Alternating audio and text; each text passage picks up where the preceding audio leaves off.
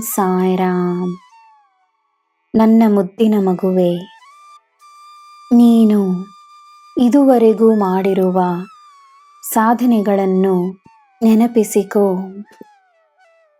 ಅವುಗಳಿಗೆ ಕೃತಜ್ಞತೆಯನ್ನು ನೀಡು. ಸಾಧನೆಗೆ ಹಲವಾರು ರೂಪಗಳಿವೆ. ನೀನು ಸಾಧನೆ ಎಂದು ಅಂದುಕೊಳ್ಳುವುದು ಬೇರೆಯವರಿಗೆ ಹಾಗೆ ಅನಿಸದೇ ಇರಬಹುದು.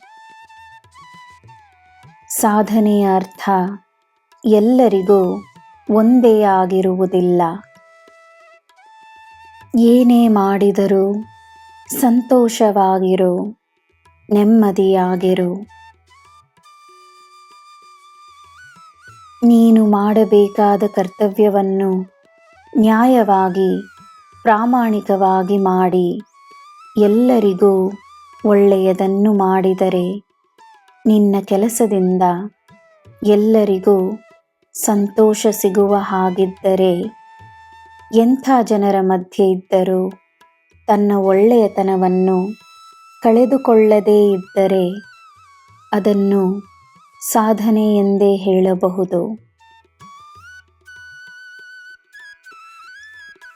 ಬೇರೆಯವರನ್ನು ಕಂಡು ಅವರ ಜೀವನವನ್ನು ನಿನ್ನ ಜೀವನಕ್ಕೆ ಹೋಲಿಸಬೇಡ. ನೀನು ಅನನ್ಯ.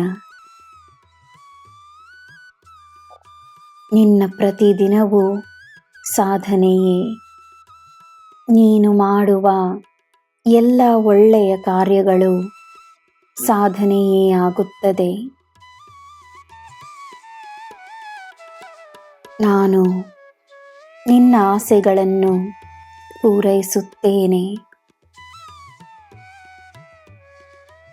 ನಿನಗೆ ಸಿಕ್ಕಿರುವ ಜೀವನದಲ್ಲಿ ಒಳ್ಳೆಯದಾಗುತ್ತದೆ ಎನ್ನುವ ನಂಬಿಕೆ ಮಾತ್ರವೇ ಇರಲಿ. ನನ್ನ ಮಗುವೆ, ನಿನ್ನ ಜೀವನವನ್ನು ಹೃದಯಪೂರ್ವಕವಾಗಿ, ಯಾವ ವ್ಯಸನವಿಲ್ಲದೆ, ಯಾವ ಅಪೇಕ್ಷೆಯೂ ಇಲ್ಲದೆ, ಜೀವನದ ಮೇಲೆ ಯಾವ ದೂರುಗಳಿಲ್ಲದೆ ಸ್ವೀಕರಿಸು. ಎಲ್ಲವೂ ನಿನ್ನ ಪ್ರಕಾರವೇ ನಡೆಯುತ್ತಿದೆ. ನಿನಗೆ ಆಶ್ಚರ್ಯವಾಗುವಷ್ಟು ಯಶಸ್ಸು ನಿನಗೆ ಸಿಕ್ಕೇ ಸಿಗುತ್ತದೆ. ನಿನಗೆ ಎಲ್ಲ ಶುಭವೇ. ಜೈ ಸಾಯಿರಾಮ್.